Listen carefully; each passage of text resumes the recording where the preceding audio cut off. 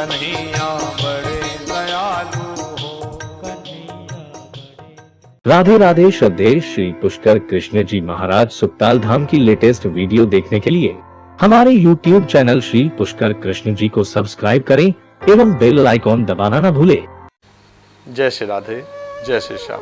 प्यारे भक्तों, कल आप सबने भगवान के 8वें अवतार के विषय में जाना। ऋषभ देव जी महाराज के बारे में हम सब ने चर्चा की। आज भगवान के 9वें अवतार पृथु जी के बारे में हम सभी जाने। भगवान नारायण का 9वां अवतार पृथु जी के रूप में हुआ।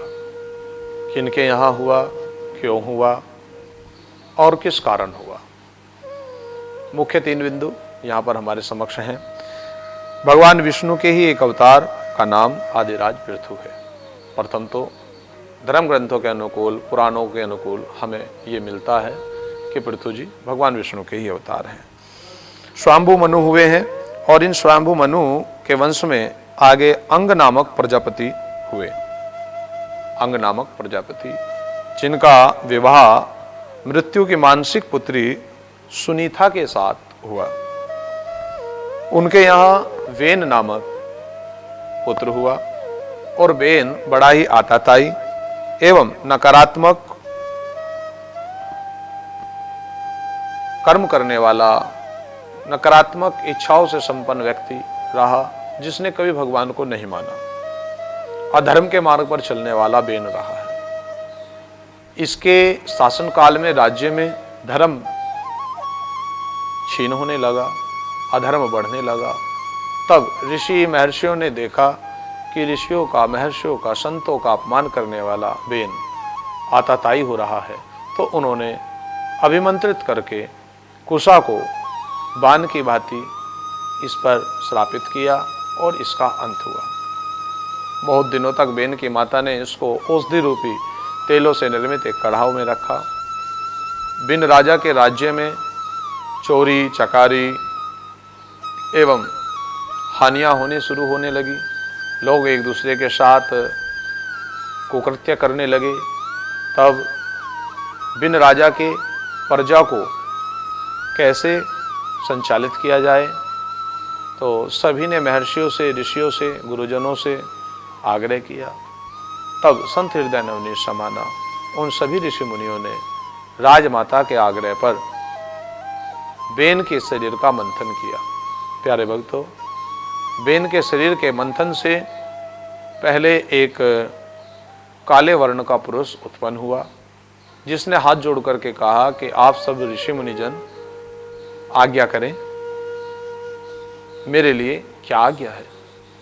तो इसका नाम निषाद रखा और ये आगे जाकर के वन जाति, वन्य जंगलों में रहने वाले भील जाति समुदाय का मुख्य प्रधान सेवक बना। इसी से आगे ये भील समाज की स्थापना हुई। लेकिन संतुष्ट ना थे कि राज्य का भार कौन संभाले, तो पुनः मंथन किया। और जब मंथन पुनः बेन के शरीर का किया, तो बेन के शरीर से एक सुंदर युवक उत्पन्न हुआ। और इस सुंदर युवक को देख करके समस्त महर्षि ऋषियों ने इसके बारे में जाना और नाम इनका पृथु रखा। पृथु महाराज के दाहिने हाथ में चक्र और चरणों में कमल का चिन्ह देखकर ऋषियों ने स्वयं घोषणा कर दी कि ये साक्षात नारायण ही हमारे बीच उपस्थित हुए हैं। इस प्रकार भगवान नारायण ने आकर के बेन के कुल को आगे बढ़ाया। चारों ओर जो उबड़ खाबड़ पृथ्वी, भूमि, ये धरती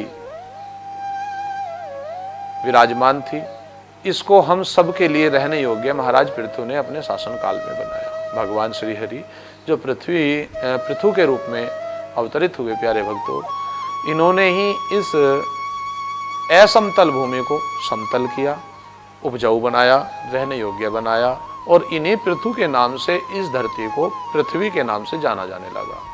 कई बार मन में विचार आता होगा आप भक्तों के कि देवी धरा का ये पृथ्वी नाम कहाँ से पड़ा। हम सभी पृथ्वी लोकवासी कहलाते हैं, एक दूसरे के पर्यायवाची हैं, पृथ्वी, धरा, वसुंधरा, भूमि। लेकिन ये पृथ्वी नाम कहाँ से पड़ा, तो ऐसा पुराणों में पाया गया, धर्म ग्रंथों के आधार पर कि पृथु महाराज ने अपने शासन काल में सभी प्रजा को लेकर के इस भूमि को रहने योग्य समतल किया, उपजाऊ किया और इससे अनेकों प्रकार की औषधियाँ, अन्न उपजाऊ करने के तरीकों को विकसित किया, क्योंकि साक्षात हरि का स्वरूप थे, अवतार थे। इन्हीं पृथु जी के नाम से इस धरा का नाम फिर पृथ्वी पड़ा और चारों ओर सुंदर पृथ्वी ने अनेकों गरिमामयी औषधीय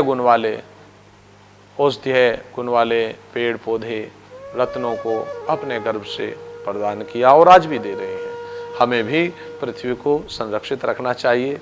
पृथ्वी की स्वच्छता के लिए पृथ्वी पर पेड़ पौधों का हमें भी वृक्षारोपण करना चाहिए और प्रयास करना चाहिए कि पीपल, आम, नीम, वटवृक्ष, इन वृक्षों का रोपण करने से पृथ्वी के भू ऋण से हम उत्तीर्ण हो सकते हैं, क्योंकि 4 ऋण मनुष्य पर रहते हैं और उनमें से एक भूमि का भी ऋण है, जन्मभूमि का।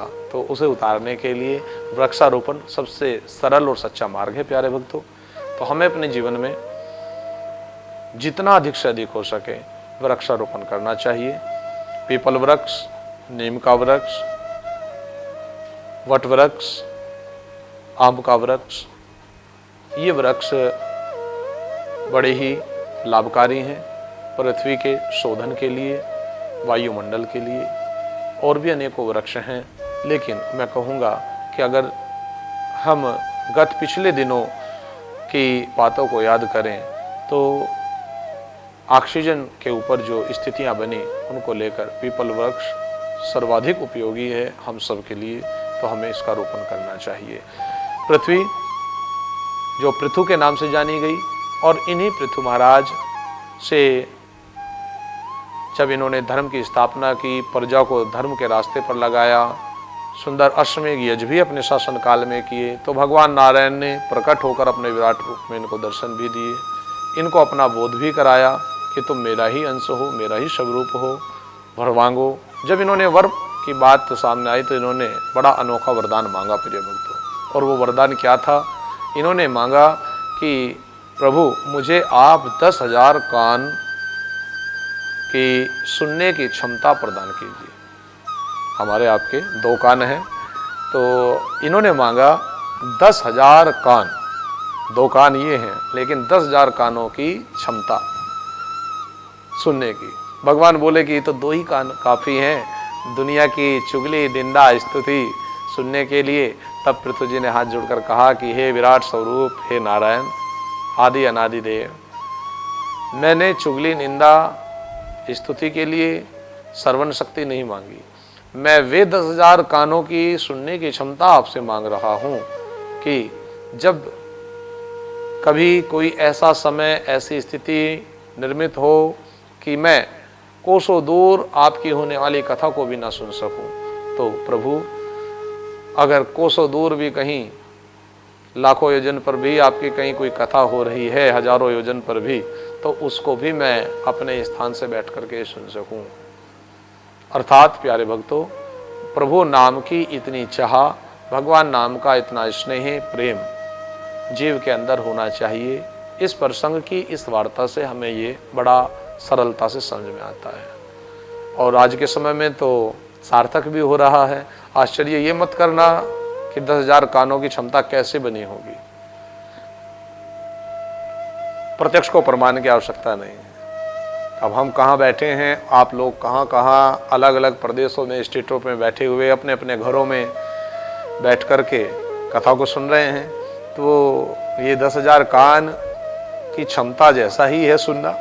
तो इसलिए उस समय भी मानो कोई ऐसा यंत्र भगवान ने इनको दिया और इन्होंने कोसों दूर, हजारों योजन पर जो कथाएं होती, भगवान की चर्चाएं होती, उन संतों की संगोष्ठी होती, उन ज्ञान चर्चाओं को सुनने के लिए इस शक्ति को मांगा।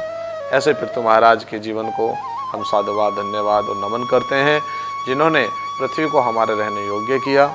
इन पृथु महाराज का जीवन बड़ा ही सुंदर भागवत में वर्णित आया है, जिसके विषय में हम सब ने भगवान के इस 9वें अवतार के बारे में प्यारे भक्तों चर्चा की। कल हम आप सभी भगवान के 10वें अवतार मत्स्य अवतार के विषय में चर्चा करेंगे और आप सभी इसी प्रकार बने रहिए। फिर पुनः आप हम सबका मिलन होगा। सुखी रहिए, स्वस्थ रहिए एवं प्रभु का भजन करते रहिए। तब तक के लिए आप सभी हरि भक्तों को जय श्री राधे, जय श्री श्याम। राधे राधे। श्रद्धेय श्री पुष्कर कृष्ण जी महाराज सुक्ताल धाम की लेटेस्ट वीडियो देखने के लिए हमारे YouTube चैनल श्री पुष्कर कृष्ण जी को सब्सक्राइब करें एवं बेल आइकॉन दबाना न भूलें।